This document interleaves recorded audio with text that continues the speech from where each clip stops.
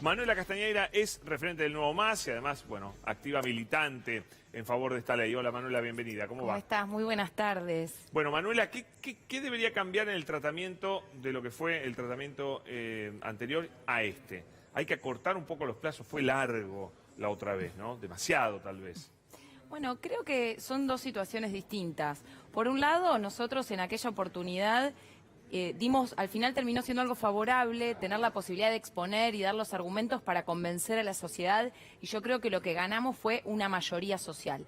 Ahora estamos en una situación diferente porque venimos de la experiencia del rechazo en el Senado, entonces hay algunos aprendizajes.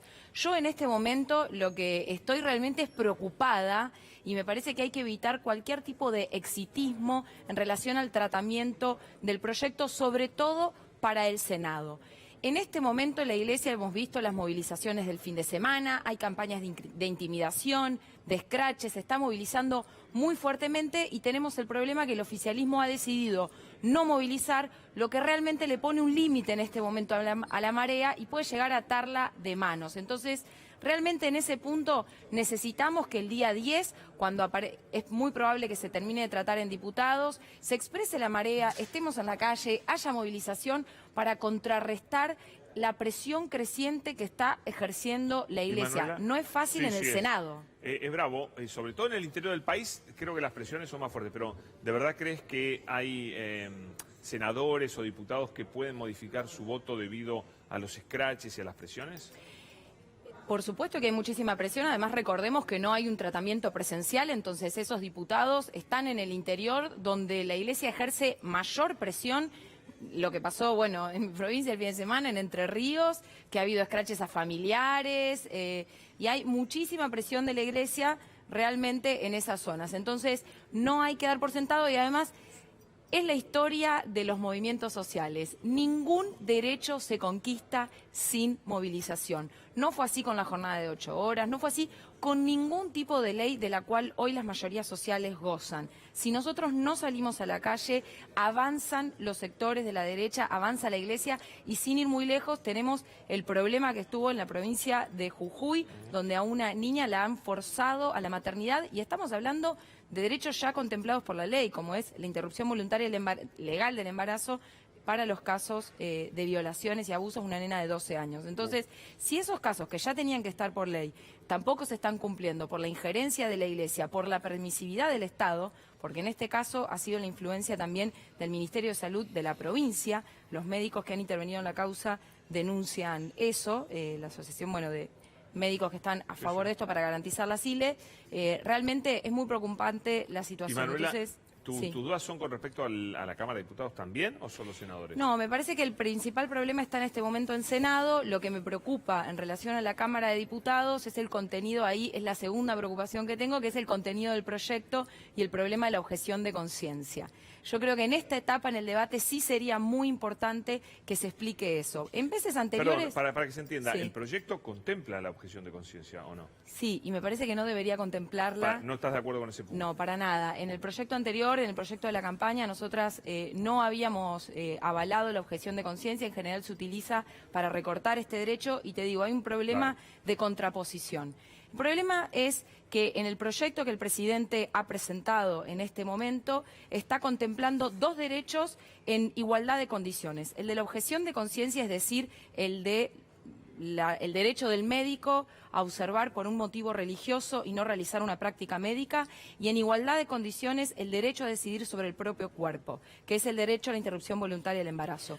Yo considero que no tendría que tener condicionamientos. Creo en la incondicionalidad Manuela, para yo ese comparto derecho. plenamente lo que vos decís, estoy totalmente de acuerdo, pero ¿no queda un poco antiguo teniendo en cuenta que hoy la mayor cantidad de interrupciones de embarazo se realizan de forma química? Entonces, ahí con un médico que administre o haga la receta y haga un seguimiento, después se soluciona, cosa que antes necesitabas un médico que practicara efectivamente el aborto. No, ahora no es química, más... es farmacéutica y en cualquier escenario se necesita un médico tanto que te recete el misoprostol, porque si no, no te lo venden en la farmacia, como también para hacer el seguimiento para practicarlo. Recordemos en qué situación las mujeres van a acceder a este derecho, en una situación de vulnerabilidad. En general las mujeres que tienen dificultades económicas o dificultades de acceso a la información, que han sido las más comunes y que han salido en los estudios estudios recientes.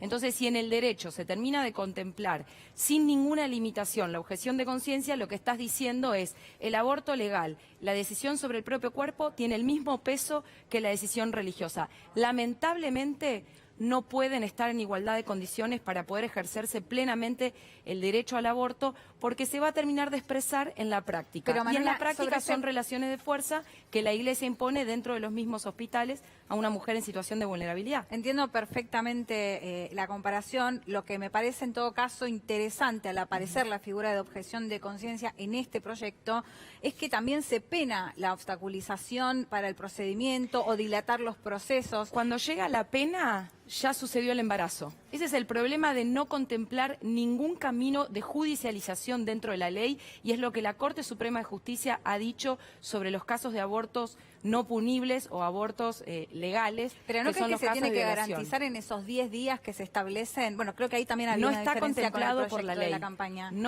No hay ningún... lo que dice el artículo 10 del proyecto que presenta el Ejecutivo en relación a la objeción de conciencia es tan amplio, es tan arbitrario y tan general que no sabemos cómo va a ser la aplicación. Hoy Vilma Ibarra dice, bueno, en realidad vamos a hacer una reglamentación súper rigurosa.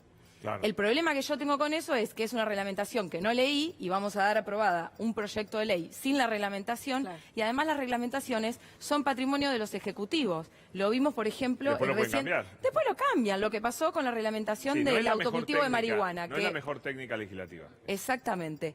Eso Porque ya. además siendo un derecho que es tan complejo y donde vos tenés una fuerza social como es la Iglesia y los sectores conservadores que ejercen tanta Sí. presión, tenés que dejarla lo más clara posible para que aquellas mujeres en mayor Es situación de vulnerabilidad puedan acceder. Te estoy hablando sobre todo del interior. Porque en la provincia de Buenos Aires, en la capital, por ahí tenemos cierto movimiento con fortaleza, que va, que reclama, que estamos en los hospitales. Yo misma en persona he estado discutiendo con directores de hospitales para garantizar los abortos en caso de violación.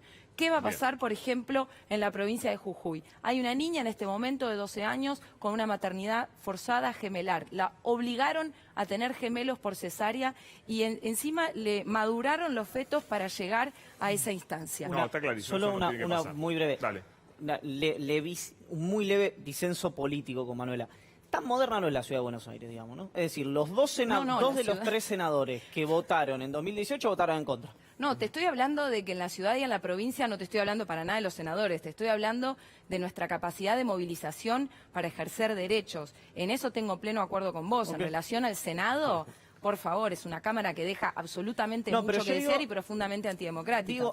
La cuestión es que, bueno, la despedimos a Manuela, no sin antes agradecerle, por supuesto, y seguimos muy atentos. Sí, muy atentos a y todo. aprovecho para avisarles que el día jueves 10, que es el tratamiento, estamos convocando a una vigilia.